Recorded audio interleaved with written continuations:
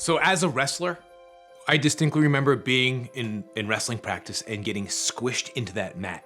And that feeling made me feel really good. I couldn't explain it then, but I do remember that feeling of me, of getting squished into the mat and it making me feel good. And that's what I remember. That's what I take a lot back from wrestling.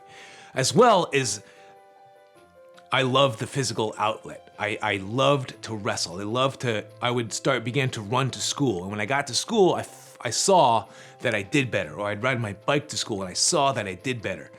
So once in a while we had wrestling practice in the morning and I saw that my school day went a little bit better. I distinctly remember that feeling.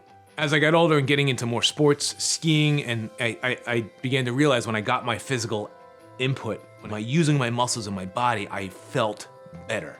During wrestling season, when I was getting all this physical outlet, I was getting all this body input, I did better in school. I was able to attend a bit longer. I was able to concentrate better in class. I could sit still longer. And then I realized, oh, hey, if I run to school, I would run to school because I felt like I needed that. I would wake up and I felt restless, and I would run to school and I would see, oh, I can concentrate a little bit better this morning. Or after PE class, I could concentrate a little bit better after PE class. I began to ride my bike more and I got more into sports and moving and realized I'm able to concentrate on whatever it is I'm doing, whether it was in class, hanging out with my friends, doing any kind of activity. I just felt more at ease. Fast forward down the road, the last thing I ever wanted to do was go back to school, but I became a special education teacher. And being in special ed as a kid, having an IEP with attention deficit disorder, having a learning disability in reading, having dyscalculia, I understood the struggle and I wanted to help other kids with that same struggle in school.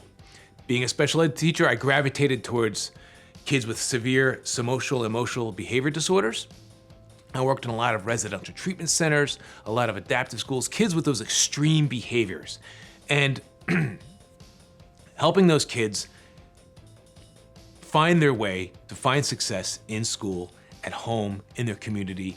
I also became a PE teacher, an adaptive PE teacher, working with kids, the same population of kids, during PE. And I saw instantly, working with an occupational therapy assistant, that's where I started to develop that philosophy of a sound body, sound mind. I saw the connection completely. I became an adaptive PE teacher. I enjoyed it. Still with my special ed background, I got into coaching, a lot of different sports. I became a personal trainer, which I gravitated towards an adaptive personal trainer. I started working with kids with all sorts of disabilities, physical disabilities, intellectual disabilities. Years later, I decided it was time for a change. I went back to school to become an occupational therapy assistant. That is a huge umbrella of a lot of different things I could do. I got placed at a clinic that incorporated sensory integration therapy, and that is where I found it. That is where I found my calling. Discovering sensory integration therapy was the best thing that ever happened to me. I instantly saw the bridge between mind and body. I saw the bridge between our nervous system and fitness and cognition, higher intellectual thinking. All of it kind of came together. So all of my experience as a teacher, as a coach, as a martial artist, as a coder, all kind of funneled into this world of sensory integration and everything else. In sensory fitness, I began training kids with sensory difficulties because I saw how getting that body input really helped them calm their nervous system and get them to a place of learning, get them to a place of being able to function and do more things. Sensory integration is not a behavior approach. It's a body approach. It's an input approach. It's a bottom-up approach, an inside-out approach to help having a sound body as a sound mind. Once my nervous system is calm and my senses are working together, then I'm able to move on to something more complex, something more cognitive, something more higher order thinking. I started a program called Sensory Fitness, and Sensory Fitness began as working with kids with sensory difficulties and doing fitness with them. It was great, I loved it. As I got into it, I saw that I could bring more of my sensory integration knowledge into the home, into the classroom, into the PE class, into different environments. And that is where I that is where I want to go with this. I want to bring my knowledge of fitness and sensory integration into activities, into understanding, into things that you could do in your home.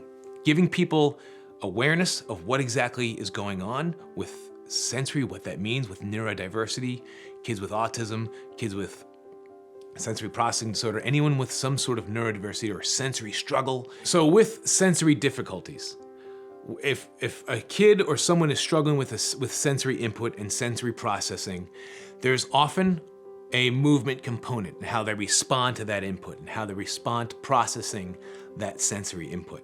And movement can be difficult. Coordination can be difficult. Motor planning can be difficult. So there's specific activities you can be intentional about working with your kid to help improve coordination, to help improve posture, to help improve motor planning, to help you get to a better place of learning, to start to build a map of your body, a body scheme, an awareness of how your body works. So, number one, having an understanding of the sensory input that is affecting your kid or someone you know, as well as the movements and intentional activities you can do with your kid to help them build from the inside out and help them build a body map to be more coordinated, to help with perception, to help with behavior, to help with attention, to help with functioning through their everyday life, in school, at home, outside in the community, anywhere. Not only to survive, for a kid to get through the day, but we want them to thrive. We want them to do well. We want our kids to be happy and well-rounded and adaptable. What the parents can do. Building understanding of your child or someone in your family that might be struggling with either autism spectrum disorder or sensory processing disorder or some kind of neurodiversity. There might not even be a diagnosis, but there's something there. I just can't put my finger on it. It could be anything. So just providing parents an understanding of what sensory processing is, and then some activities you could do at your home, and maybe change the environment a little bit, maybe incorporate some of these activities into your everyday life. We're looking at it from a bottom-up approach, from a physiological standpoint, not going top-down where I'm putting the information into your head and then you have to behave and do things.